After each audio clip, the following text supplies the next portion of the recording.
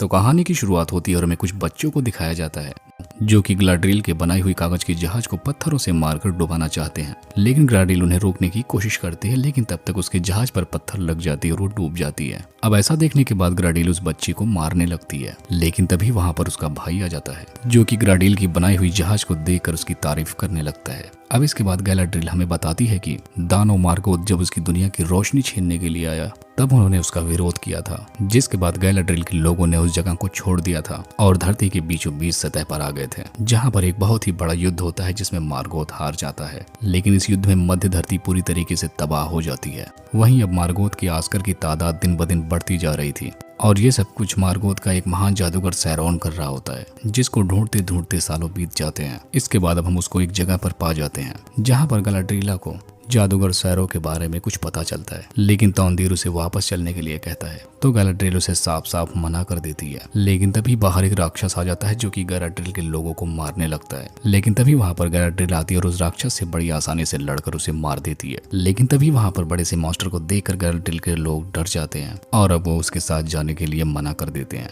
इसके बाद हम ग्लाड्रिल को और इसके दोस्त एल्रोड के साथ देखते हैं जो एल्रोड से जादूगर सैरो के बारे में बता रही होती है। इसके बाद हम ग्लाड्रिल के गांव वालों को देखते हैं जो कि बाहरी दुनिया से छुप कर रहते हैं। दूसरी तरफ थियो एक टूटी हुई तलवार को निकालता है। जब उस तलवार को बहुत ध्यान से देखता है तो उसमें एक उसे निशान दिखाई देता है और वही निशान वो ग्लाड्रिल के भाई की पीठ पर देखा था। वहीं ग्लाड्रिल उन शूरवीरों के साथ जहाज में बैठकर समुद्र के बीचों बीच आ जाती है। इसके बाद वो शूरवीर कुछ कहने लगते हैं तो आसमान में एक तेज सी रोशनी होती है और थोड़ी ही देर बाद वो रोशनी बढ़ने लगती है। इसके बाद हम उसी चीज को देखते हैं जो कि ग्लाड्रिल के गांव के पास आकर गिरी थी, जिसकी वजह से वहां पर एक ब्लास्ट हो जाता है। जिसके बाद हम ग्लाड्रिल को पानी के अंदर देखते हैं, लेकिन तभी वो रोशनी गायब हो जाती है। अब उसको जगाने के लिए नोरी नाम की एक लड़की आती है जहां पर वो चीज आसमान से गिरी हुई होती है। इसके बाद नोरी अपने चारों तरफ बस आग ही आग देखती है, लेकिन तभी उसे वहां पर एक आदमी भी दिखाई देता है और यहाँ पर उसे पता चलता है कि आसमान से जो चीज गिरी थी वो कोई और नहीं बल्कि वही आदमी ही था। नोरी ऐसा देखकर बहुत ही हैरान होती है क्योंकि उस आदमी के चारों तरफ बस आग लगी हुई होती है, लेकिन फिर भी उस आदमी को कोई भी फर्क नहीं पड़ रहा था।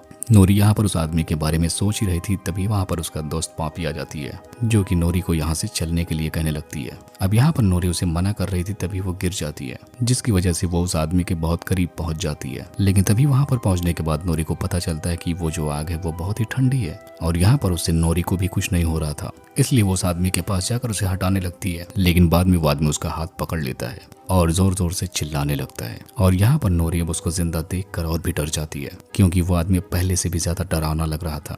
अब वो अपने पावर से वहां के पत्थरों को हवा में उठाने लगता है, लेकिन तभी वो नोरी की आंखों में देखने लगता है तो वो शांत हो जाता है और ऐसा देखकर पापी नोरी से जल्दी से यहाँ से चलने के लिए कहने लगती है। लेकिन यहाँ पर नोरी इस आदमी को अकेला नहीं छोड़ना चाहती थी। वहीं अब दूसरी तरफ गांव के कुछ लोग देखने के लिए आते हैं। उन्हें लगता है कि आसमान से जो चीज गिरी है वो एक टूटा हुआ तारा है, इसीलिए वो उसे अनदेखा करता है। दूसरी तरफ पॉपी और नोरी दोनों उस आदमी को लेकर पहाड़ की चोटी पर आते हैं जहां पर उन दोनों के बीच बहस हो जाती है, लेकिन इसी दौरान वो आदमी भी नीचे गिर जाता है। फिर नोरी उसे एक जगह पर छोड़ देती है। तब यहाँ पर पॉपी नोरी से पूछती है कि तुम इस अजनबी की मदद आखिर क्यों कर रही हो।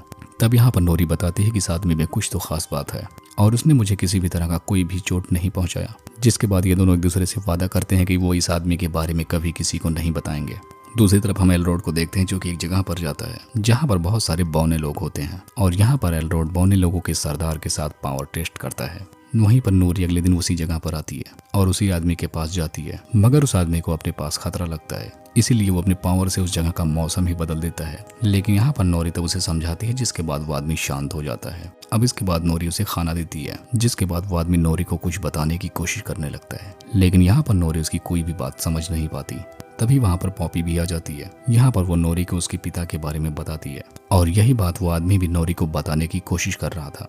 वहीं ग्लाड्रिल तैरते हुए उन शूरवीरों के पास आती है। तब वो शूरवीर ग्लाड्रिल से किसी मॉन्स्टर के बारे में पूछने लगते हैं, लेकिन तभी वहां पर वो मॉन्स्टर आ भी जाता है, जिससे उन सबको लगने लगता है कि वो मॉन्स्टर ग्लाड्रिल की वजह से यहाँ पर आया हुआ है, जिसकी वजह से वो ग्लाड्रिल को समंदर में फेंक देते हैं। लेकिन फिर भी वो मॉन्स्टर उन लोगों को मार देता है। लेकिन ग्लाड्रिल यहाँ से बचकर हालब्राड के पास आ जाती है। अब वहीं दूसरी तरफ हम देखते हैं जो कि एल्रोड को वो बौना लीडर बार बार टक्कर दे रहा होता है, जिसके बाद आखिर में एल्रोड अपनी हार को स्वीकार कर लेता है, जिसको देखने के बाद वो बौने बहुत ही खुश हो जाते हैं। अब वहीं ब्रेनविन को देखते हैं जो कि गांव के लोगों को गांव के जलने की बात बताती है और अपने गांव वालों को किसी भी तरह का खतरा ना हो, इसलिए वो अपने गांव वालों से यहाँ से चलने के लिए कहने लगती है। लेकिन यहाँ पर गांव वाले उसकी बात नहीं मानते दूसरी तरफ और इधर एक सुरंग से कुछ पता कर रहा था, लेकिन तभी वहां पर उसे एक मॉन्स्टर दिखाई देता है। इसीलिए वो वहां से भागते हुए सुरंग के बाहर आ जाता है और उस मॉन्स्टर का इंतजार करने लगता है, लेकिन तभी उसे कोई खींचने लगता है। अब दूसरी तरफ हम ब्रोविन को देखते हैं जो कि अपने घर आ जाती है। जहां पर वो अपने बेटे थियो को नहीं देखती तो वो परेशान होने लगती है, लेकिन तभी उसे अपना बेटा छुपा हुआ दिखाई देता है जो कि उसे बताता है कि यहाँ पर कोई मॉन्स्टर है। और ऐसा सुनने के बाद ब्रोविन भी छिप जाती है और तभी वहां पर एक मॉन्स्टर आ भी जाता है जो कि देखने में काफी डरावना लग रहा होता है। लेकिन तभी थियो उस पर अटैक करने लगता है, लेकिन उसे कुछ भी नहीं हो रहा था। अब थियो उसको मारने के लिए उसकी ओर बढ़ने लगता है, लेकिन इसी दौरान ब्रोविन भी उस पर अटैक कर देती है, जिसकी वजह से वो मॉन्स्टर गुस्से में आ जाता है, जिसके बाद वो इन दोनों पर भारी पड़ने लगता है। लेकिन तभी ब्रोविन उसका सर काट कर गाँव वालों को चेतावनी देती है कि जिसे जिंदा रहना है वो यहाँ से कल सुबह तक निकल जाए। वहीं अब समंदर में तूफान आ जाता है, जिसे गैलाड्रिल और हालब्राड को दिक्कत हो रही होती है। लेकिन तभी वहाँ पर एक बहुत बड़ी लहर आती है जिससे गैलाड्रिल पानी में गिर जाती है, लेकिन यहाँ पर हालब्राड अपनी जान पर खेलकर गैलाड्रिल को बचा लेता है। वहीं दूसरी तरफ थियो टूटी हुई तलवार को बाहर निकालता है जो कि इस बार उसका खून पीने लगती है, जिसके बाद उसमें आग भी लग जाती है, जिसके बाद वो अपनी माँ के साथ हमेशा के लिए गांव छोड़कर चला जाता है। और इसी को दिखाते हुए इस एपिसोड का यहीं पर एंड हो जाता है। मिलते हैं अगले एपिसोड में।